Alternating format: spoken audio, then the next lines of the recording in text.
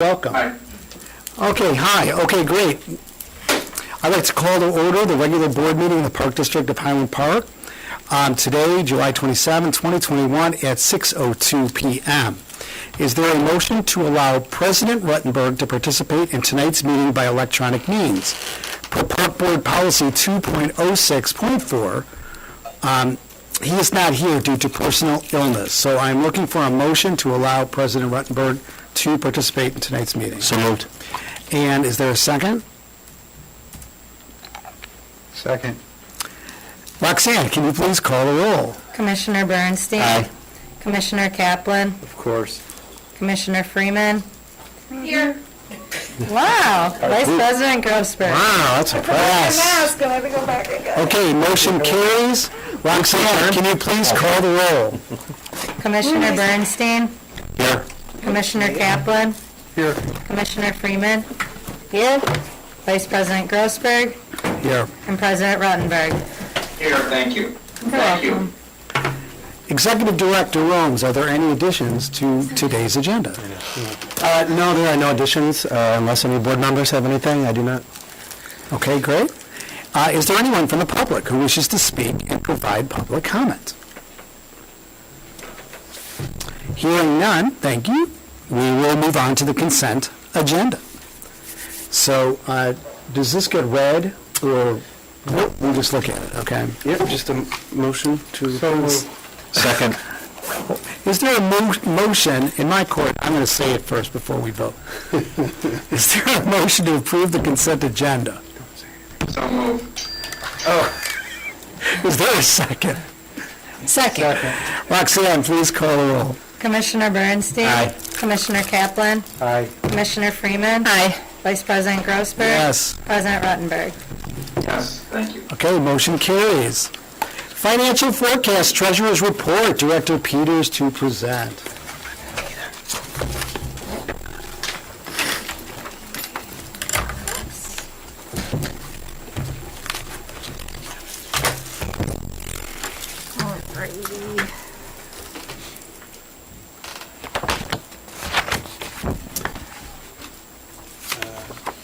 Okay.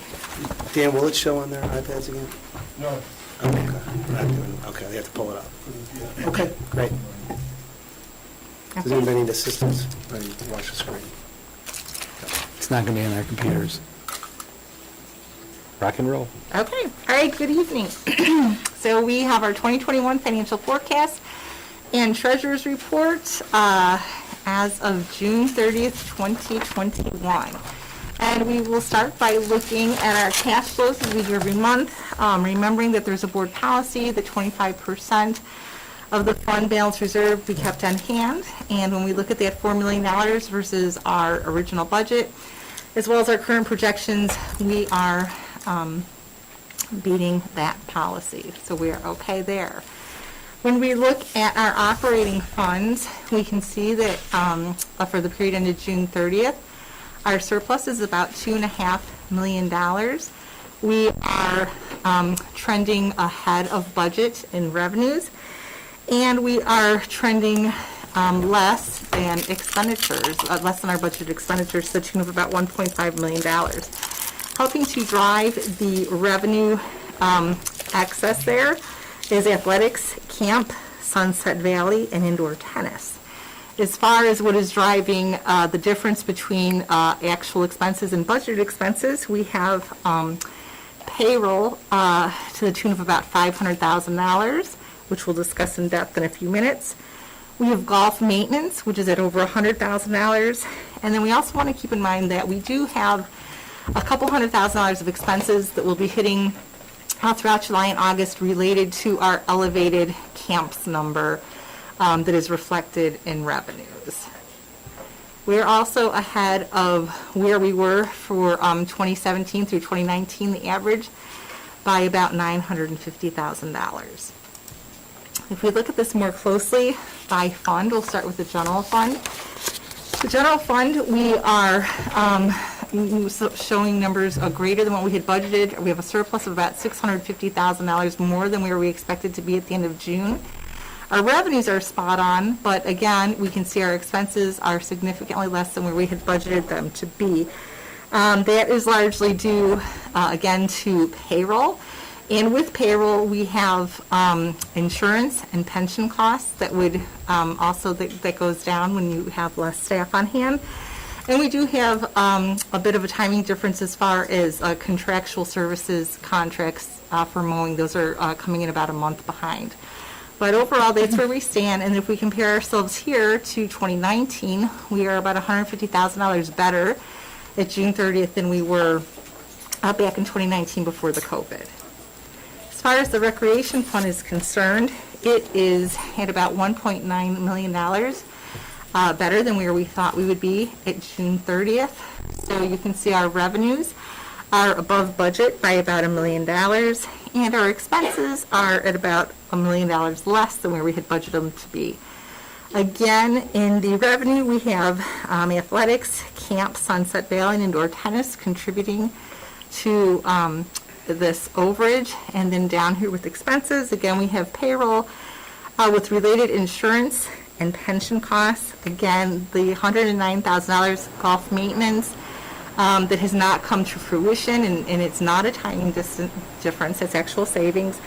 And then we do have a couple $100,000 in camp expenses that will trickle through in July and August. If we compare ourselves to 2019 at the end of June 30th, we are trending better than that pre-COVID number by about $644,000.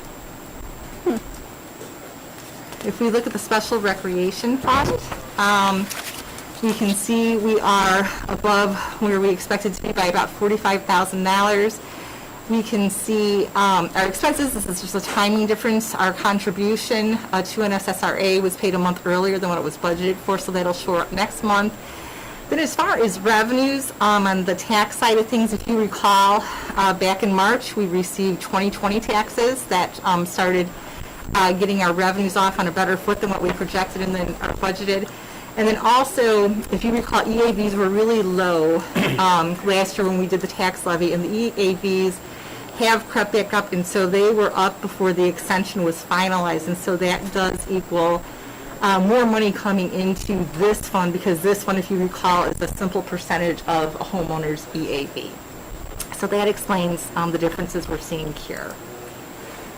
As far as debt service, if we take a look over here, we're about $734,000 better than where we had budgeted to be.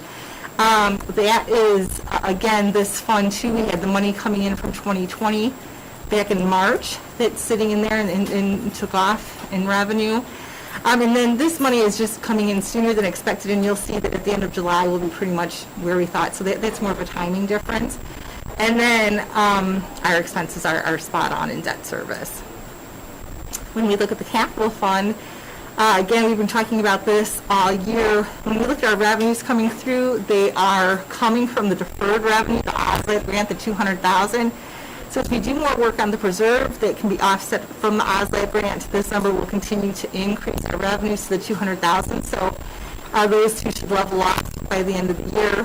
And then as far as our capital expenditures, we can see overall we're about $700,000 behind on where we thought we'd be at June 30th, and that is due largely to either projects being delayed or the timing of invoices, or projects being canceled or postponed to another year. So when we look at payroll, we can see in yellow where we are at actually for payroll. We are about $500,000 below budget for payroll at the end of June. And if we compare payroll to 2019, we have spent about $800,000 less at the end of June than we did in that year. The one caveat we have to remember, though, is down here, this extra payroll that we had in March of 2019, so about $300,000. We'd want to back off of this, so really it's like a $500,000 difference until we get to the end of July. In July, we will have 3 payrolls here at the Park District, just 2 in 2019, so we'll finally be apples to apples at the end of July. But still, so both years pretty comparable. We're at about $500,000 under budget, and then $500,000 less than where we were in 2019. If we look at just month-to-month comparison, we can see that we're about $137,000 under budget in payroll for the month of June. And if we compare ourselves, again, to 2019 just for the month, we spent about $36,000 less in June than we did in 2019. And so, in conclusion, we want to recall that back in January of 2021, the Park District programs and facilities were either partially closed or canceled due to COVID mitigation efforts. Since then, the Park District was able to significantly adjust expenses, especially payroll, at $500,000 below budget, resulting in roughly $2.6 million above our budget net revenue. This number contains a few $100,000 of camp expenses that have yet to hit the books. Staff also wants to stress caution when looking at that number because the Delta variant continues to spread across the country. It may cause new COVID mitigations that may be harmful to future programming. That aside, when comparing 2021 actuals versus 2017 through 2019 averages, we are $950,000 over the pre-COVID bottom line for the same time period. And finally, for the period ending June 30th, 2021, athletics has a surplus of $201,000 more than budget. Camps is at $359,000 greater than budget. Tennis has a surplus of $159,000 greater than budget. Golf is at $458,000 more than budget. And recreation is at $115,000 over budget. In fact, all cost centers but one are operating at a surplus at month end. So all this places the Park District in a favorable financial position at the end of the second quarter. Are there any questions? Okay, Commissioner Bernstein. Wow, that's just so much good news. Is there any bad news? I didn't see any there. I don't think so. It's I didn't the see it. Delta variant. I know, so we're on hold on that, but that's, so, at least up until now, I think that's all good. It is. Yes, That's outstanding. everything is Nice good. job. Thank you. Commissioner Kaplan. How's the pool doing? I'm sorry? How's the pool doing? How's Big it? Creek. Oh, Great. I'll translate for you. thank you. I can tell you that. So it's not, it's working at a surplus. It's doing better than budget, but not, I only show you things that are $100,000 or more. So that one I don't have quite memorized. They're at $30,000 over. Okay, perfect, thank you. President Ruttenberg.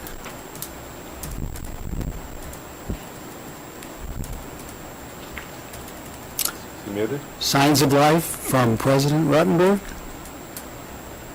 Any questions? Sorry, I gotta find the unmute key. No, I have no questions. Sounds like a great report. Let's keep our fingers crossed. Okay, Commissioner Freeman. I have none. Thanks. Great report. I only have one question. This actually has to do with the Friday updates.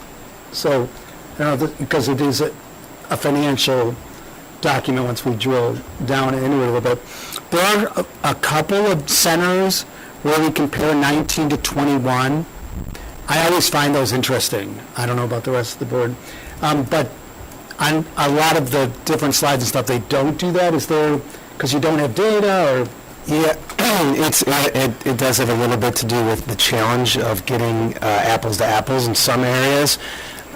So we've been working towards that, and I think once we get to the fall, we'll probably revise that report a little bit, and we'll improve it. So I know you mentioned that before, but yeah, some of the areas we've just had a challenge. Like fitness has been a lot different, so it's not as comparable, but yeah. Okay. Anything else? Okay, thank you. Okay, thank you. We have unfinished business. Is there no unfinished business? Is that what- None. Okay. New business. I know I am the representative to the foundation, but we were in a meeting here, so I think Liz booked on over and joined their Zoom for the foundation. So Parks Foundation update. Liz Gagola. Good evening, everybody. The Parks Foundation has several initiatives underway to help raise funds for our scholarship programs and our capital projects. So I'm going to go over a few of them. There is a fundraising campaign that's going to start in the coming days to fund the new playground seating area that's connecting the new nature playground and the rocket ship playgrounds at Sunset Woods Park. The campaign's going to include 2 items. It's the sale of inscribed bricks. So for $200 a brick, residents would be able to put in an inscription that's 3 lines and 13 characters across. We're also selling adhesive hopscotches, and those are being sold targeted to local businesses. The hopscotches will adhere to the pavement and can be placed at any park location or in front of any park district facility. The home base would include a business's logo, and they're being sold for $750 per hopscotch, and they can be displayed for up to 1 year. 3 hopscotches have already been sold, and we anticipate that we'll sell more in the coming months. So both these initiatives will hopefully be able to fund that seating plaza between the 2 playgrounds. There also is a pickleball fundraising tournament that's going to be held on Saturday, August 28th and Sunday, August 29th, and that's to benefit the Foundation's scholarship programs. It's also the weekend leading up to the Chicago Open Pickleball Tournament. We have several volunteer pickleball players from Highland Park, as well as the student board for the foundation that are assisting them in organizing the event. On Saturday, there'll be a 2-hour clinic that's going to be headed up by one of our Deer Creek pros, and that'll be followed by a men's tournament and a women's tournament. And then on Sunday, there'll be a mixed doubles tournament. The fee for the clinic is $25 per person, and each tournament is $50 per person. And for each event entry, a player will also be entered into a drawing for prizes. And we're hoping to get some prizes from the Chicago Open event, things like VIP tickets and things like that into their tent. We're also selling sponsorships for that event. The foundation is also engaging with the boaters fundraising efforts for Park Avenue, as well as a group of parents from our athletics program that are exploring fundraising opportunities for athletics. And I also just wanted to mention, I'll pass these around, these are coupon cards that the foundation has been utilizing over the last year for fundraising efforts. It includes a variety of low-cost admission to several of our facilities, and it expires at the end of the year. We also have them numbered by series so we can track redemption on the cards, and right now there have been about 30 cards that have been distributed to residents for their donations to the foundation. So you can't purchase these? No. Right, these are, But you can make a nice donation to the foundation and get one. What do you have to donate to get one? $100. and, I'm sorry, are you done? That was it. Okay, I'll just jump in with just a quick question about have they talked about at the foundation meeting about the role of the board in helping with the fundraiser? The park board helping? Yeah. They have not, but I'm sure they would love to have the extra help. Okay. And for any fundraisers. Right, okay. Commissioner Freeman, do you have any questions?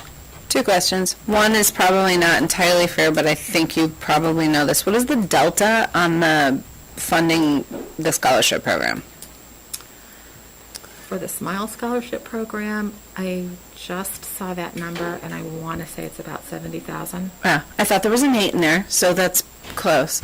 So obviously, that's the first goal before doing some other things. Yes. But like, let's say we get to a place where it sounds like there's things divvied up for different, Sunset and the bricks and what have you. I envision sort of a future where there's lots of buckets for things that people can specifically donate to because people like to have a name or a vision or a something.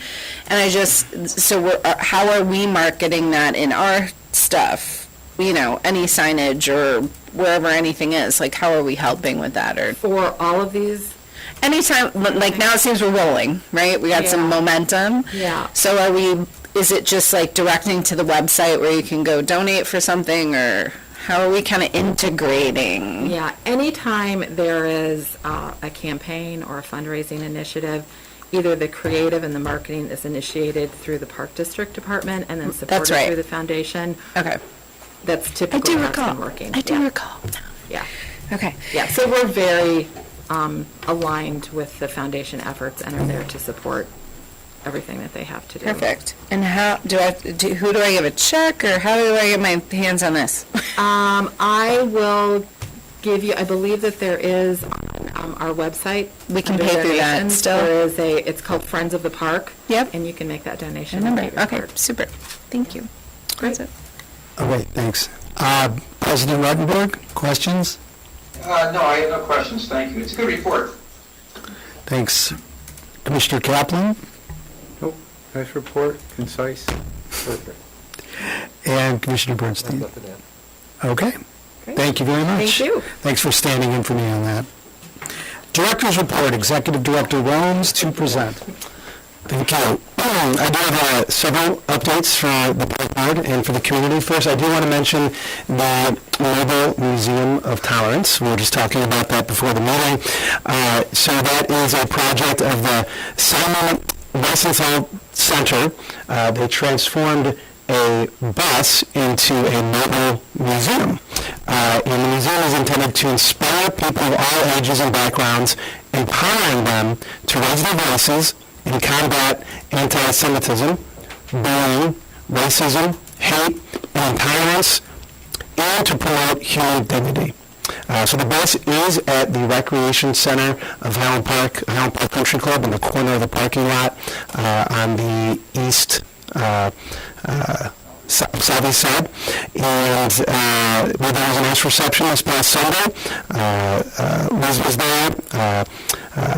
And Senator Morrison, Congressman Schneider, Mayor Watering, and several other staff and board. I think Terry said he was there as well a little bit later. So thanks everyone for attending that, and please, his that was this Sunday, I believe. Friday. It is actually this Friday, so if you have the opportunity, definitely go check that out. Also, I want to give an update on Park Avenue. As the board knows, we installed a new gate at Park Avenue this summer with the intention of controlling access to the south portion of Park Avenue for boating. And so all of those who have purchased a decal for Park Avenue, whether that be boating or launching, or a parking decal for Park Avenue, are able to use that gate. However, we did actually we have been leaving the gate open from 6 a.m. to 10 a.m. daily. And the reason we did this is to allow those who did not purchase a decal to still have the opportunity to go down during what we believe is a very off-peak time frame that we were not having concerns with. So this was a sort of way to invite people to still be able to drive down for whatever their purposes are. And so we're considering extending that as we move into August. As we know, there is not prohibiting launching being able to take place at Park Avenue. So we thought we would test it out a little bit during the week, Monday through Thursday, and allow it to be open a little bit later in the early afternoon. So we're going to test this out in August. The weekend hours will stay the same. Those are obviously still very busy, and there are obviously still people who purchase those decals. But this is an opportunity for those who have the regular lakefront decal will be able to go in and drive through during that time. Any questions from the board? Okay. Beach safety. Obviously, the Park District of Highland Park and the city, it's very critical that we provide lakefront opportunities that are safe, and obviously we want to remind residents to enjoy our beaches and the lakefront responsibly and safely. Swimming is only allowed at Rosewood Beach on Sheridan Road Bay, and obviously only when lifeguards are on duty, which is every day from 10 a.m. to 6 p.m. Memorial Day through Labor Day. We have signs at all of our beaches, and we have ambassadors there, and our intention is obviously to keep everybody safe. There have been some unfortunate occurrences around Michigan, including this past weekend, but Lake Michigan is on track to have record-breaking drownings, which is according to the Great Lakes Surf Rescue Project. And so, again, we're just really encouraging residents to make sure that they do follow our guidelines, our ordinances, and please only swim at Rosewood Beach during those posted swimming hours. And the last thing about the lakefront I want to say is that it's want to remind the community that our staff and board have approved a beach management plan as well as a lakefront management plan, and obviously in an effort to keep our lakefront healthy as well as our community healthy and accessible for generations to come. So all of these plans are on our website, and you can see them at pdhp.org. Few other things, the rec center is going to do their annual shutdown this year. The reason we do this is to do a deep cleaning. Obviously, we do cleaning every day, but we do special projects such as resurfacing the basketball courts and a variety of other projects, cleaning the pool and emptying the pool. So that will happen August 9th through August 15th. We do have an upcoming photo opportunity for the park board. Tonight the board did approve the Sunset Woods Park playground improvements, and so we're going to have a groundbreaking for the board, just a photo opportunity to commemorate the construction of this iconic park and the new rocket ship that will be put there as well, so we're very excited about that. Obviously, the board can get back to us if there's any conflicts, but that's planned for August 10th right now. And last thing is that this week we'll do the North Shore Am Tournament at Sunset Valley Golf Club. And we have 139 golfers that are participating, which is a lot. We've had many years of under 100, and last year we had a great year. I think we had about 120. So this year we'll be more at 139. So we're really excited about that. It begins tomorrow, Wednesday, and it should be completed by Thursday around 6 p.m. So if you're interested, stop on over there for at least the end of it, and you can see them wrapping up and give you a lunch ceremony. So we're very excited about that. And that's all my reports. Fantastic. Jerry, Yes, President can I ask Member. a question of Brian? Yep, this is the time. Okay, thank you. Park Avenue and keeping the gate open, since there is no boat launching, is there any logic, is there any real reason to keep the gate closed other than when the yacht club is having heavy usage? Yeah, so a couple of reasons. The beach is still very, very busy, and for safety and security, we do rely on that gate as we still get a lot of people who come to that particular side of the beach to do things that they shouldn't do, drinking, jumping off the seawall, and it just becomes challenging to monitor when there's that much activity. But also, we have a lot of people who have purchased decals themselves for launching their kayaks, or if they're yacht club members, or just regular parking passes. So we're going to test it out first with a limited window and see how that goes. And if there's an opportunity to increase the number of hours that the gate is open, we would of course do that. Or if there were some issues, we would reserve the right to then go back to those hours. So that's where we're at right now. The recommendation was to kind of meet somewhere in between and see how it goes, and then we can report back, in a few weeks and let you know how it's going. Thank you. Thank you. Anything else? Totally understand. Anything else, President Reddenberg? No? Okay, board comments, anything about I the, have two questions. oh, yeah. Okay. Question number one, can we get a report on the status of the condition of the clay courts? I know there's been issues with regard to the condition of those courts. Is there an update on that?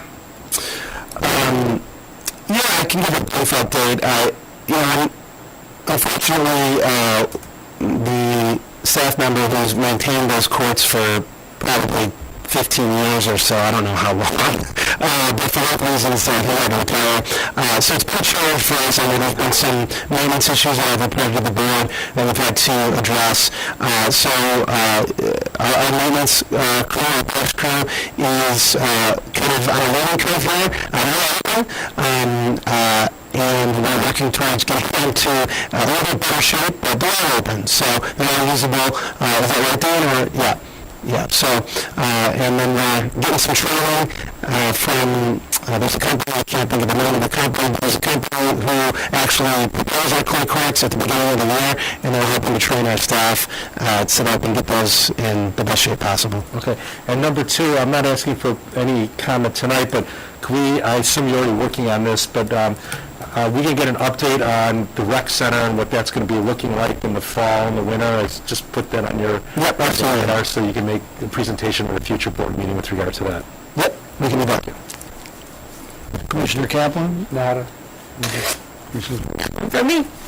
Good. I just wanted to second Brian's report about the mobile museum.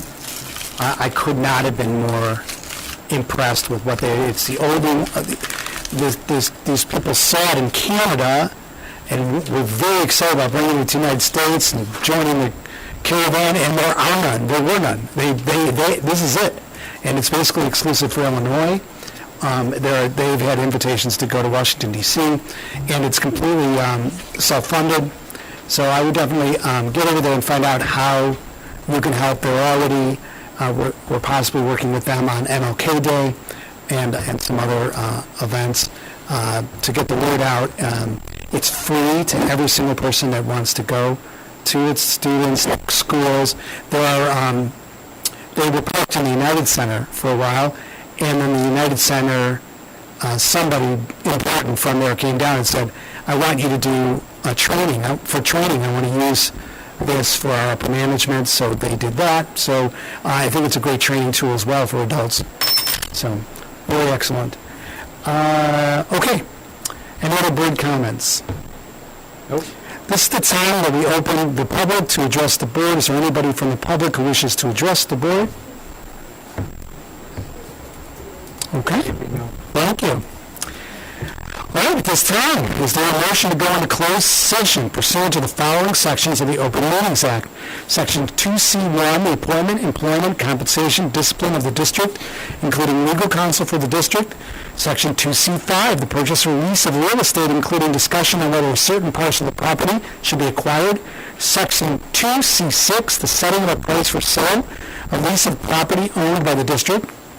Section 2C21, the discussion of minutes lawfully closed under the Act, whether for the purposes of approval of said minutes or from conducting the semi-annual review of the minutes as set forth in Section 2.06 of the Act. So moved.